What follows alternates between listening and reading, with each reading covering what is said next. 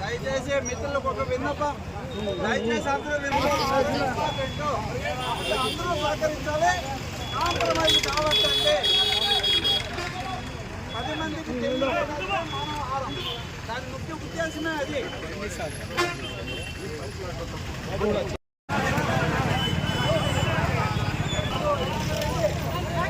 రాలేదా?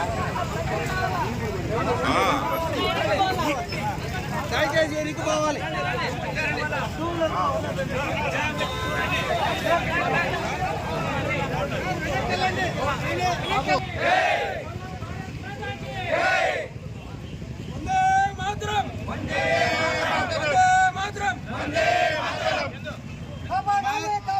హిందువులను కాపాడాలి, కాపాడాలి, కాపాడాలి.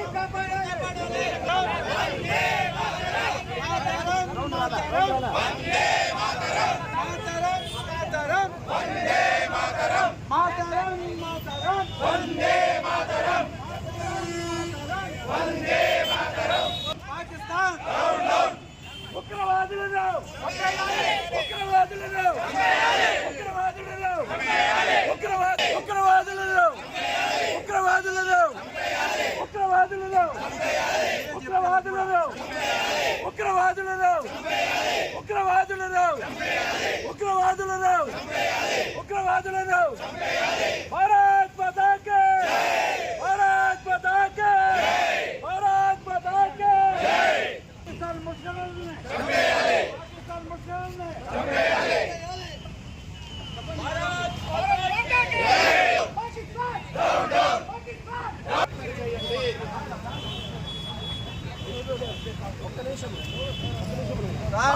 అందరూ 20 మంది హాస్పిటల్లో ఉన్నారు. ఇది పర్టికులర్గా పాకిస్తాన్ వచ్చిన ముష్కరుల యొక్క పన్నాగము. దానితో పాటు వాళ్ళందరూ అక్కడ టూరిస్టులు, భారతీయులు అని కంప్లైంట్ చేసి పాకిస్తాన్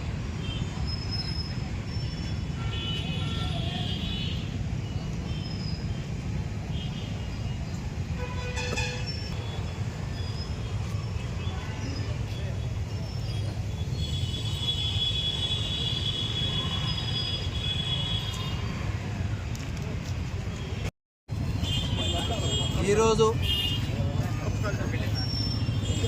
జమ్మూ కాశ్మీర్లో పెహల్గామ్ అనే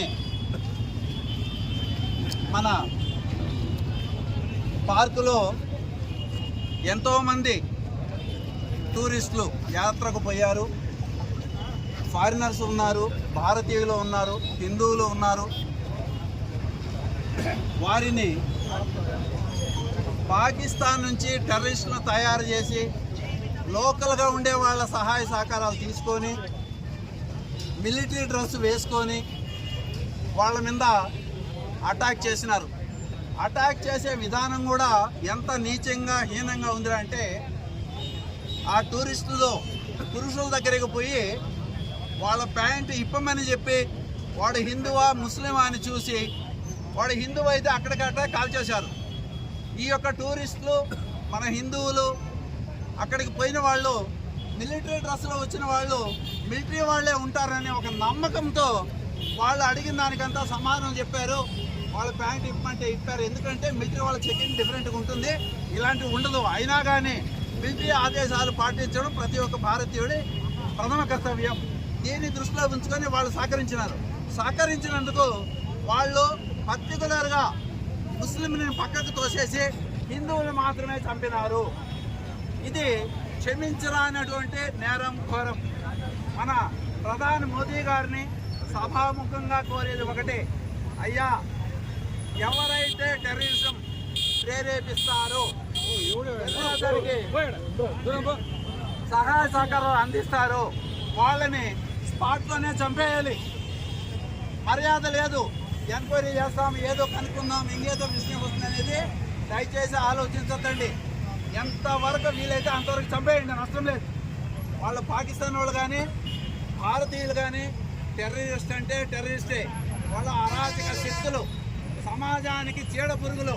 అలాంటి చీడ పురుగులను ఏరేస్తేనే మన దేశం అభివృద్ధి చెందుతుంది, చీడపోతేనే ఆర్థికంగా అభివృద్ధి చెందగలుగుతాం. దయచేసి ఆలోచించండి.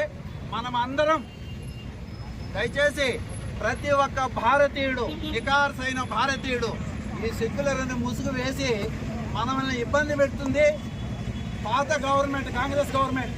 దాన్ని అందరినీ వదిలేయండి. మోడీ గారికి మన మద్దతు ఎంతైనా తెలియజేయాలి. దేశానికి వస్తున్నారు, వాళ్ళకి ఇంకా వేరే ఆల్టర్నేటివ్ లేదు కాబట్టి, ఆర్థికంగా లేరు కాబట్టి మన భారతదేశంలో ఉన్న కొంతమంది వారికి సహాయ సహకారాలు అందిస్తున్నారు. ఎవరైతే భారతదేశంలో సహాయ సహకారాలు అందిస్తారో వాళ్ళందరినీ దయచేసి క్షమించకుండా షూట్ చేసేయాలి, స్పాట్ డిసిషన్ తీసుకోవాలి, టెర్రరిస్టులను కన్ఫామ్ అయితే లేపేయాలి.